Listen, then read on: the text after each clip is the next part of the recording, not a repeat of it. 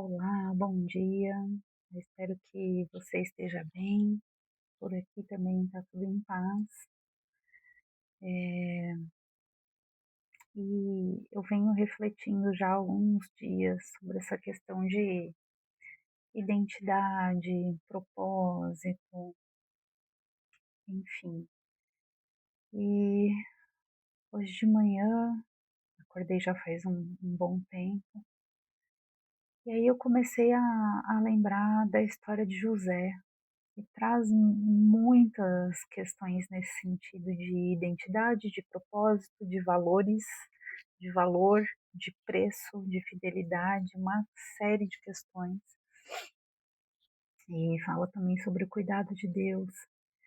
E fala também muito sobre situações que a gente vive, que se apresentam na nossa vida, que às vezes não tem nada a ver com aquilo que Deus nos falou. E é um pouco sobre isso que eu queria conversar contigo hoje. Queria dizer que se você não estiver compreendendo a situação que se apresentou na tua vida, ou que você possa estar enfrentando hoje, queria te dizer que Deus não esqueceu de você.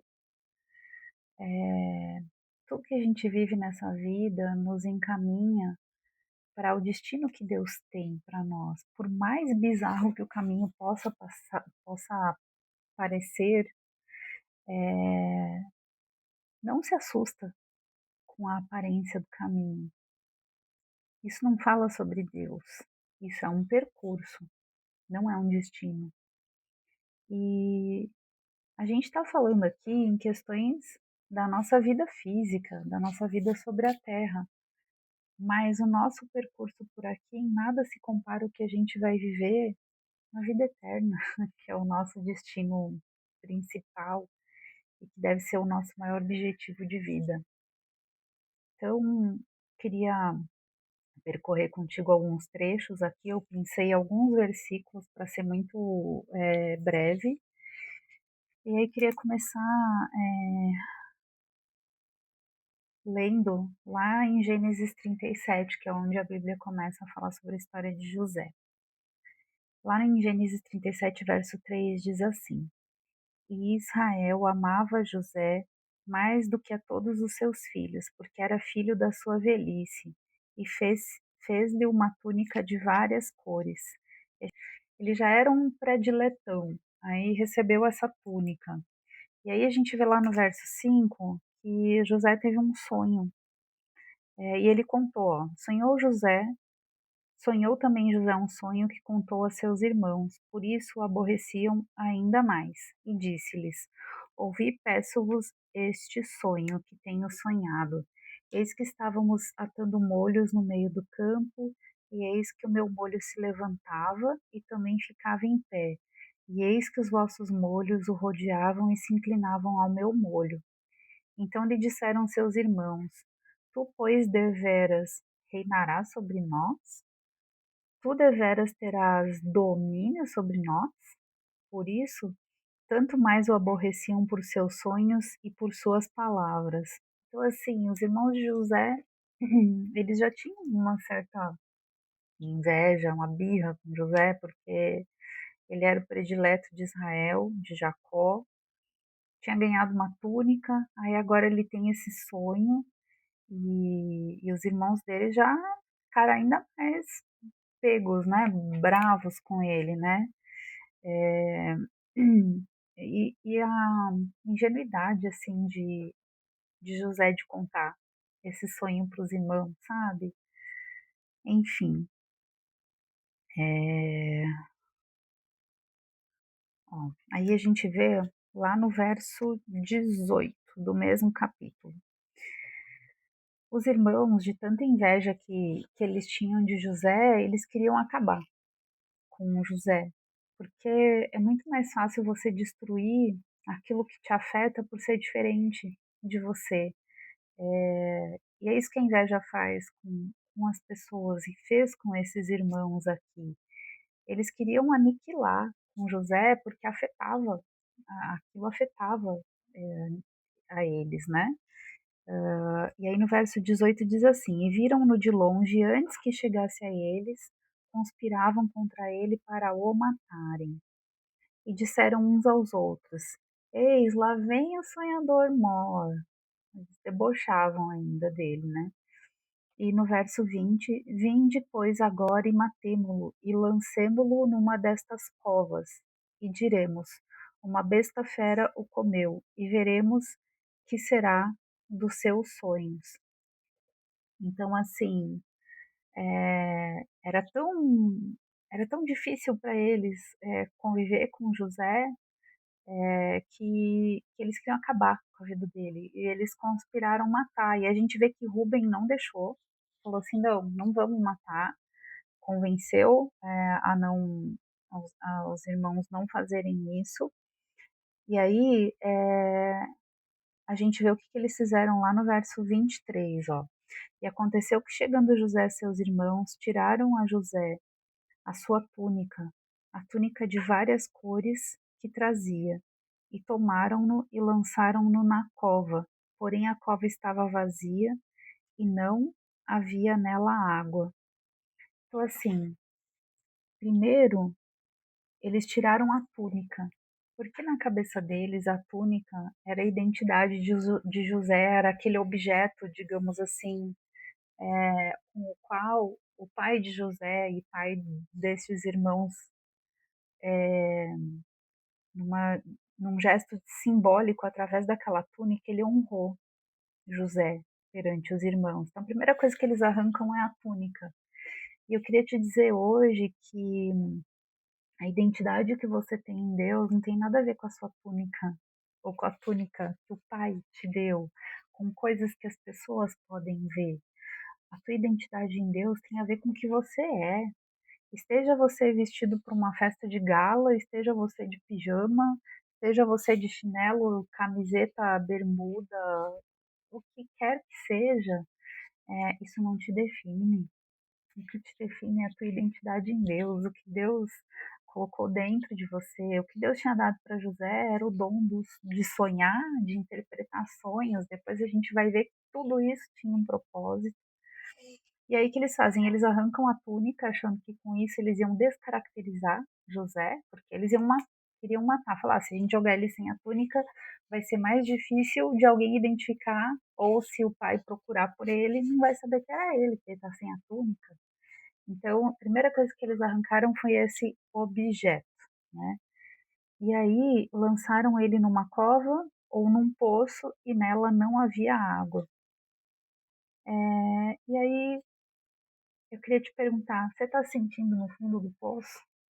Não tem nem água para você beber no fundo desse poço? Não desanima. Você está no caminho do propósito de Deus para sua vida, por mais bizarro que possa parecer, por mais fundo que possa parecer esse poço, tudo isso faz parte do caminho que Deus tem para você.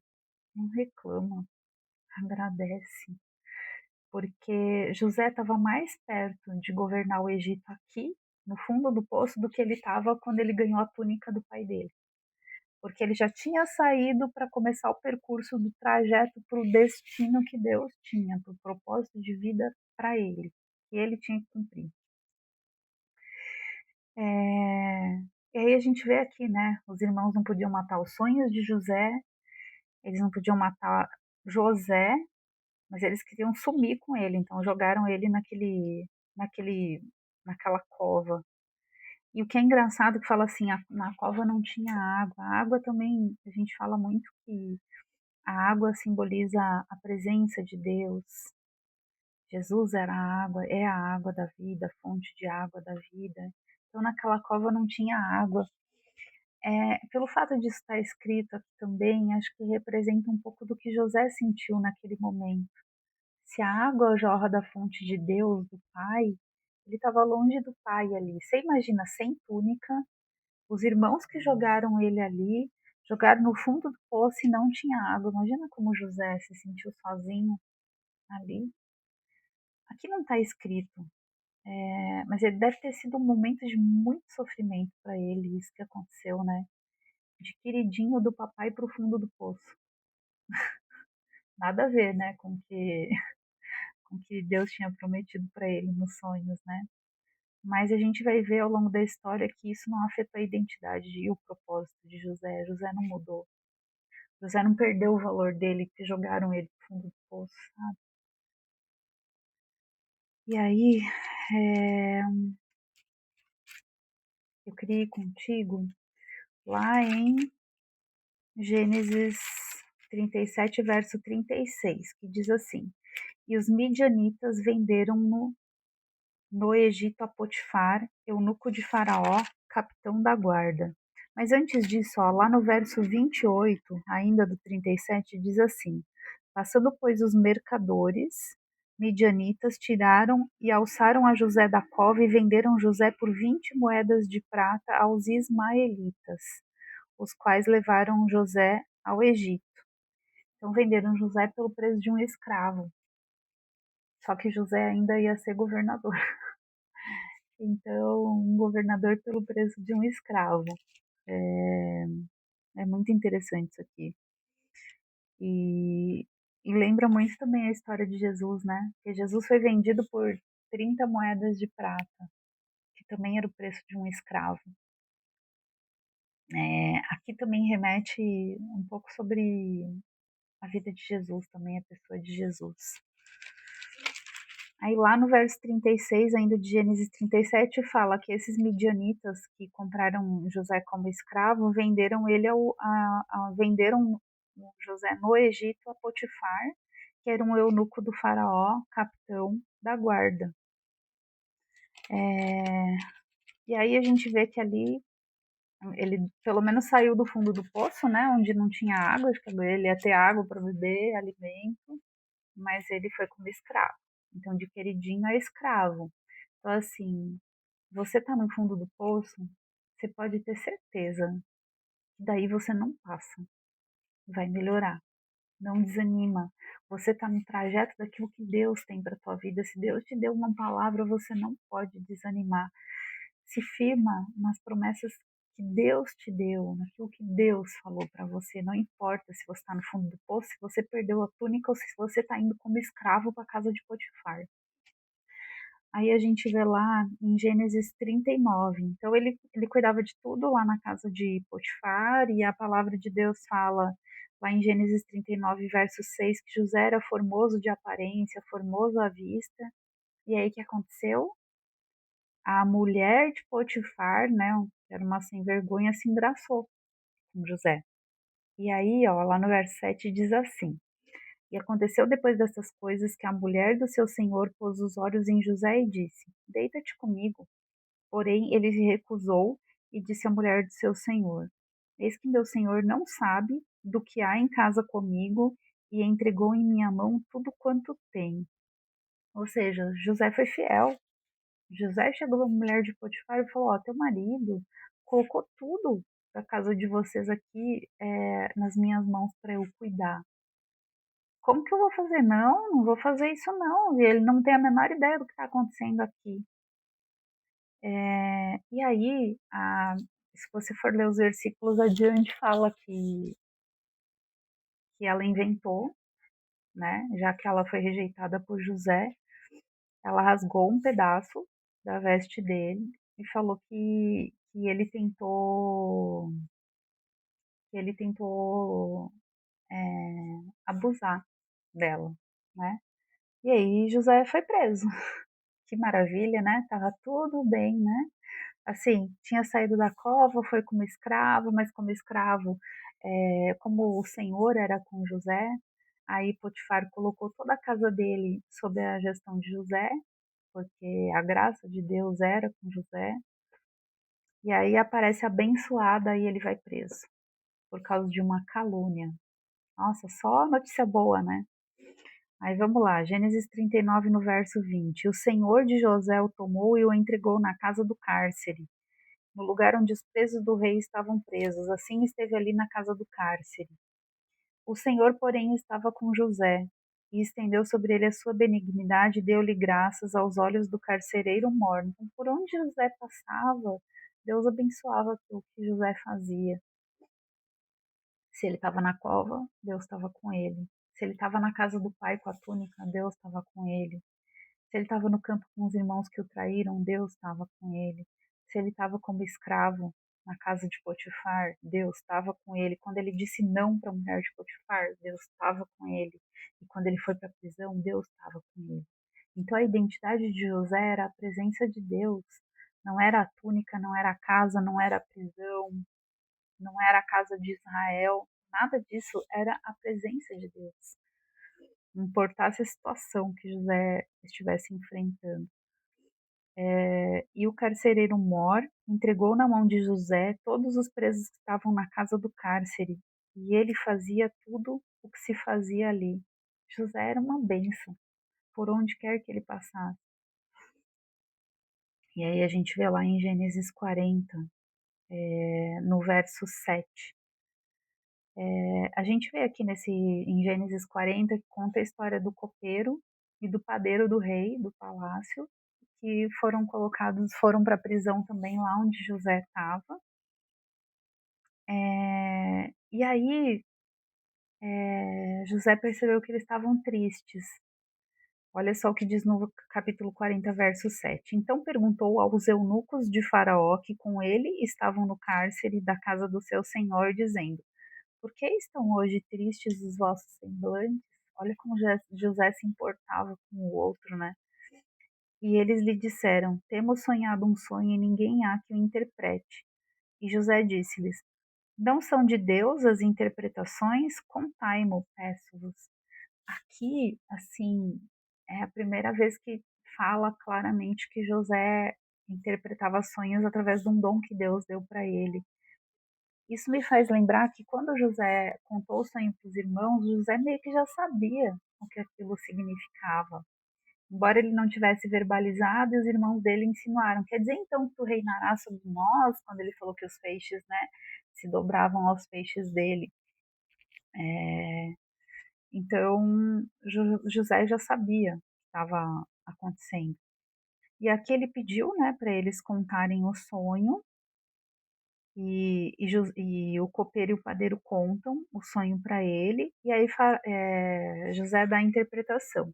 Dentro ainda de 3 dias, Faraó levantará a tua cabeça e te restaurará o teu estado, e darás o copo de Faraó na tua mão, conforme o costume antigo, quando eras seu copeiro. Aqui José está falando que o copeiro seria restaurado, sairia da prisão e seria restaurado à sua posição antiga como copeiro do rei. E copeiro do rei era aquele que provava tudo aquilo que o rei ia beber ou comer antes de chegar na boca do rei, para se tivesse que acontecer alguma coisa errada, ia acontecer com o copeiro antes, para evitar que Faraó fosse envenenado e coisas do tipo. Então era um cargo de confiança, ser copeiro do rei, da mais alta confiança. Só que aí José falou para ele no verso 14 de Gênesis 40: Porém, lembra-te de mim quando te for bem. Rogo-te que uses comigo de compaixão e que faças menção de mim a Faraó e faze-me sair dessa casa.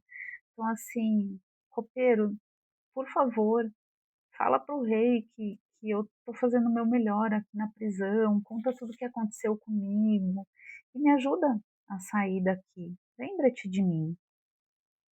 E aí a gente vai ver que o sonho do copeiro falava que o copeiro ia voltar para o palácio, e a interpretação do sonho do padeiro é que o padeiro ia ser morto, ia ser enforcado. E aí a gente vê lá no verso 21 que diz assim: E fez tornar o copeiro Mor ao seu ofício de copeiro, e este deu o copo na mão de Faraó. Mas ao padeiro Mor enforcou, como José havia interpretado. O copeiro Mor, porém, não se lembrou de José, antes se esqueceu dele. Então, assim, aí depois que tá tudo bem, é difícil, né? As pessoas terem gratidão, reconhecer o bem que foi feito a elas. Então, o copeiro aqui esqueceu. Quantas vezes a gente esquece também, ou quantas vezes esquecem de nós, né? Como é importante a gente parar para refletir o bem que as pessoas nos fazem e ter gratidão em relação a isso. E aí a gente vai lá para Gênesis 41, Gênesis 41 no verso 1. E aconteceu que ao fim de 2 anos inteiros, Faraó sonhou, e eis estava em pé junto ao rio. Depois que o copeiro foi restaurado ao palácio, passou 2 anos e ele não lembrou de José. É muito tempo, né? Você acha que aquele copeiro nunca lembrou ou ele não falou? Na minha cabeça, ele só não falou. Ele deve ter lembrado de José muitas vezes, porque foi muito marcante o que aconteceu. O padeiro foi enforcado e ele voltou para o palácio. Você acha que o copeiro não sabia que o padeiro tinha sido enforcado? Por que ele não falou sobre José para o faraó? Será que ele teve receio ou será que ainda não era o momento? Porque o que José, além de cuidar de tudo na prisão, o que José fez ali também de muito impactante foi a interpretação dos sonhos. Então a gente às vezes vai ver que as pessoas falham com a gente falha com as pessoas, mas às vezes também tudo responde a um tempo apropriado de Deus para que as coisas aconteçam, né? Então tudo segue uma cronologia também estabelecida por Deus. E aí a gente vê lá no verso 8, né? Faraó vai falar dos sonhos que ele teve, lá das 7 vacas gordas, 7 vacas magras, 7 espigas cheias, 7 espigas secas. E aí no verso 8, aconteceu que pela manhã o seu espírito do faraó perturbou-se, enviou e chamou todos os adivinhadores do Egito e todos os seus sábios. E Faraó contou-lhes os seus sonhos, mas ninguém havia que os interpretasse a Faraó.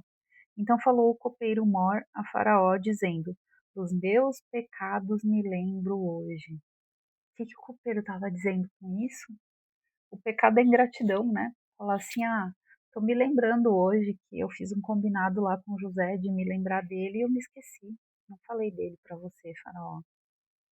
Então aqui o copeiro vai e fala sobre José a Faraó, conta o que aconteceu lá na prisão do padeiro, do copeiro e que a interpretação que Deus deu para José sobre os sonhos deles realmente se concretizou. Ele falou: ó, eu conheço uma pessoa que sabe interpretar sonhos, então sugiro o Faraó que você fale com José. E o copeiro se arrependeu aqui também, né? Aquilo também foi, acredito que um processo de Deus na vida daquele copeiro, né? Isso também deve ter marcado a vida dele. E aí lá em Gênesis 41, no verso 14, diz: Então enviou o faraó e chamou a José e o fizeram sair logo da cova. Engraçado que chamam aqui a prisão de cova também, né? Ou seja, até José, como é a história não começa José sendo jogado na cova e tirando a túnica, quando Faraó manda chamar José, chama-se de cova e olha o que ele faz. E barbeou-se, mudou suas vestes e veio a Faraó. Então muda as vestes de José. Lá ele perde a túnica e vai para a cova. Aqui ele sai da cova e muda de roupa. Então, o que eu quero dizer aqui é, assim como aquela túnica não definiu José, a roupa que ele vestia na prisão não definiu José, aquele trocar de roupa não define José, e sim a presença de Deus, mas é, a gente precisa estar adequado para cada ambiente em que a gente vai percorrer. Você vai falar com o faraó, vai se barbear, troca de roupa. Você está aí jogado no sofá, que quem nunca passou por isso, num momento de tristeza, levanta, vai tomar um banho, põe tua melhor roupa e faz um dia melhor na sua vida junto com a presença de Deus, sabe? É, é se adequar para cada situação. Às vezes as pessoas olham para nós e às vezes veem a gente um pouco mais arrumado, porque você está num compromisso profissional e fala assim: lá vai o arrogante. Não, você tem que estar adequado para cada situação. Você vai falar com uma autoridade, você vai colocar a tua melhor roupa, vai colocar uma camisa, você vai se ajeitar para isso, você não vai de qualquer jeito. E é o que está acontecendo aqui com José. Então, antes ele tinha a túnica de filho, aqui ele vai mudar a veste para falar com o faraó. Então, isso é a adequação. E também serve para a gente aprender que a gente não deve julgar ninguém pela aparência. Se você vê quantas vezes já não aconteceu comigo, às vezes você chega num lugar mais assim e você vai simples, você não é bem tratado, é,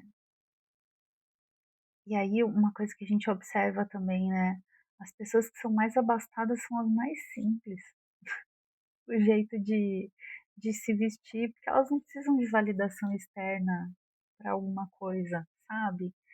Então assim, logicamente, às vezes quando você é colaborador de uma empresa, você vai se vestir adequado para um compromisso profissional que você tem, você vai ter uma reunião com a autoridade, você se adequa. Mas quando você está, assim, na rotina do dia a dia, você vê que as pessoas que são mais abastadas são as mais simples, que elas não precisam mais disso para ter algum, alguma validação, enfim, alguma segurança, não precisa disso, sabe. E aí a gente vê lá no verso 29, depois que Faraó vai lá e conta todo o sonho para José, José interpreta e fala no verso 29, fala para Faraó: Eis que vem 7 anos e haverá grande fartura em toda a terra do Egito. Depois se levantarão 7 anos de fome, e toda aquela fartura será esquecida na terra do Egito, e a fome consumirá a terra. E aí, José foi chamado para interpretar o sonho. Ponto final. Essa era a expectativa de Faraó. Mas aí a gente vai ver que José faz mais do que isso. Lá no verso 33, portanto, Faraó se proveja agora de um varão entendido e sábio e ponha sobre a terra do Egito. Faça isso, Faraó, e ponha governadores sobre a terra e tome a quinta parte da terra do Egito nos 7 anos de fartura. E ajuntem toda a comida destes bons anos que vêm e amontoem trigo debaixo da mão de Faraó para mantimento das cidades e o guardem. Assim será o mantimento para provimento da terra para os 7 anos de fome que haverá na terra do Egito, para que a terra não pereça de fome. E essa palavra foi boa aos olhos de Faraó e aos olhos de todos os seus servos. Então José interpretou o sonho e disse como resolveu o BO ainda, sabe? E isso surpreendeu Faraó. É, e aí a gente vai ver que Faraó reconhece, ó, e diz Faraó aos seus servos: Acharíamos um varão como esse em quem haja o Espírito de Deus? Ele viu também sabedoria, ó, ninguém há tão entendido e sábio como tu. E no verso 40, tu estarás sobre a minha casa e por tua boca se governará todo o meu povo, somente no trono eu serei maior do que tu. Então, é, Faraó reconheceu que José falou para ele, ó, arruma alguém para cuidar de tudo isso, faz assim, assim, assado. O Faraó falou, né, não tem que achar ninguém, já achei, é você. E, e aí, naquele momento, José saiu da cova para ser governador. Que a palavra fala que quando ele trocou de roupa para falar com o Faraó, ele estava na cova da prisão. É, E aí, a gente vê lá no verso 46 que diz assim: José era da idade de 30 anos quando esteve diante da face de Faraó, rei do Egito. E saiu José da face de Faraó e passou por toda a terra do Egito. Aqui fala que José tinha 30 anos quando ele se tornou governador do Egito. Mas eu queria voltar lá no começo, em Gênesis 37, quando ele ganhou a túnica, que diz assim, ó, no verso 2 de Gênesis 37, fala: Essas são as gerações de Jacó, né? E sendo José de 17 anos, apacentava as ovelhas com seus irmãos. E José trazia uma má fama deles a seu pai. Então José tinha 17 anos, quando tudo aquilo, quando ele recebeu o sonho, quando ele ganhou a túnica do pai. Foram 13 anos até ele viver o propósito que Deus tinha para a vida dele. E eu queria te perguntar hoje, quantos anos se passaram na tua vida desde que Deus te deu a promessa e que ainda não se cumpriu? Talvez você esteja na cova ou você já esteja na prisão, e tudo é estranho, não condiz com aquilo que Deus, com a promessa que Deus te deu. Eu queria te falar que não importa quantos anos se passaram, se Deus te deu uma palavra, ela vai se cumprir. porque Deus não é homem para que minta, nem filho do homem para que se arrependa. Quantas vezes as pessoas prometem coisas para nós e depois de um tempo elas se arrependem e elas mudam de ideia? E tá tudo bem, porque a promessa de Deus sobre a nossa vida não depende de homens para se cumprir. E se Deus levantou alguém para te abençoar e no meio do caminho essa pessoa mudou de ideia, tudo bem também, porque é Deus que cumpre o propósito dele, ele te capacita para que tudo seja cumprido. Não se amedronte, não se apavore. É Deus que toma conta de todas as coisas. E eu queria te pedir para trazer à tua mente aquilo que te traz esperança. A gente vê que por onde José passava, ele fazia o melhor que ele podia. Então não importa a situação que você está vivendo, faz o teu melhor dentro daquilo que você tem capacidade para fazer. Queria relembrar que roupa não é identidade, que as coisas que estão do lado de fora, que posses não são a nossa identidade está dentro de nós, tá? Naquilo que Deus fez a gente ser, não ter. Queria relembrar que é importante a gente ter adequação para os ambientes aonde Deus vai nos levar, seja a prisão, seja a cova, ou seja o palácio de Faraó. E uma coisa que eu queria te falar é que, embora José tenha sido vendido por 20 moedas de prata como escravo, isso era um preço que puseram nele. Não podiam matar José, não podiam aniquilar os sonhos de José, os sonhos que Deus tinha dado para José. Eles podiam pôr um preço em José, mas isso não definia o valor de José. O valor de José era o mesmo, desde quando ele ganhou a túnica do pai, teve o sonho, até quando ele foi governador do Egito, era o mesmo José. Independente de onde ele estava, independente da etiqueta de preço que puseram nele. E ele foi vendido pelo preço de um escravo para ir para o lugar onde ele seria governador. Então, o que acontece com você não define o teu destino. Quem define o teu destino é Deus. E o teu valor, quem define é Deus. E isso aqui aponta para Jesus. Jesus também foi vendido pelo preço de um escravo. Isso aqui também tem uma simbologia. José, ele foi levantado para ser governador do Egito para que houvesse suprimento, não houvesse fome no momento da escassez. E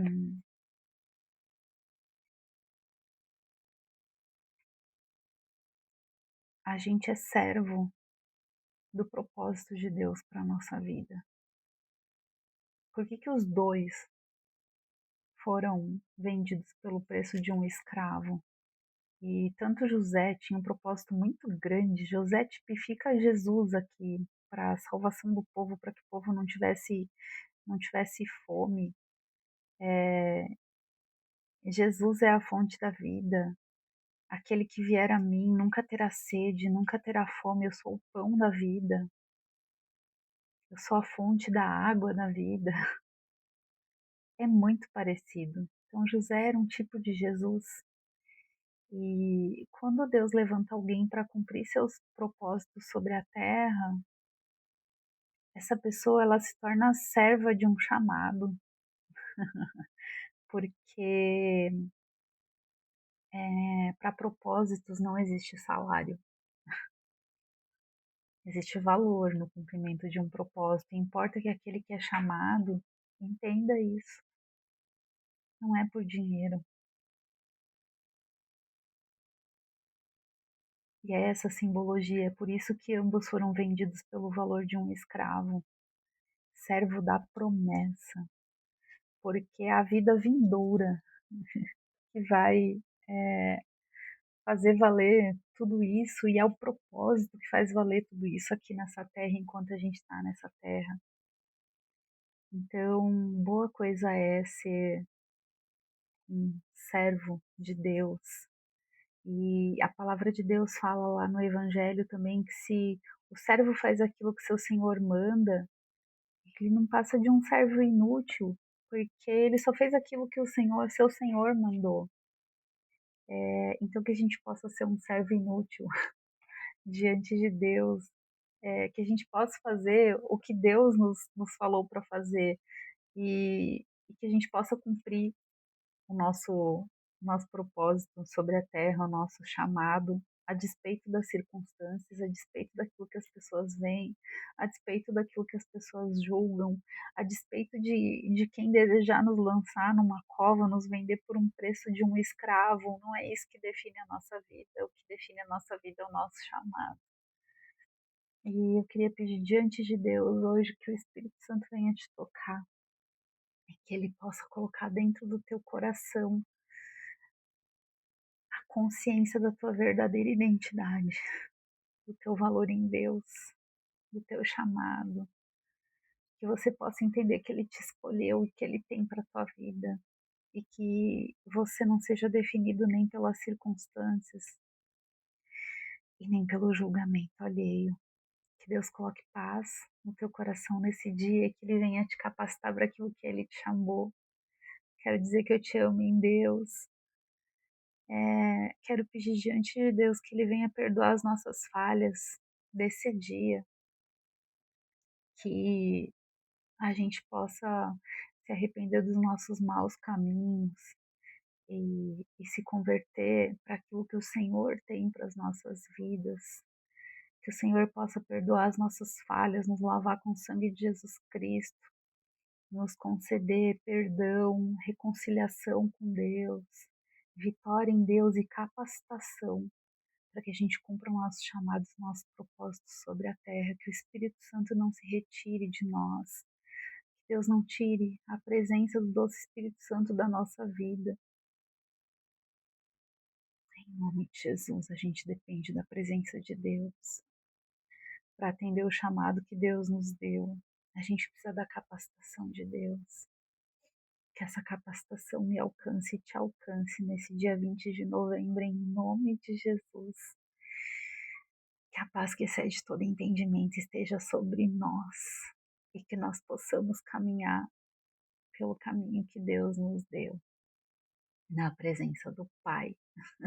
Com túnica ou sem túnica, não importa, que a presença de Deus esteja conosco em todos os lugares, em nome de Jesus. Amém. Você tem um dia maravilhoso na presença de Deus. Fica com Deus, te amo.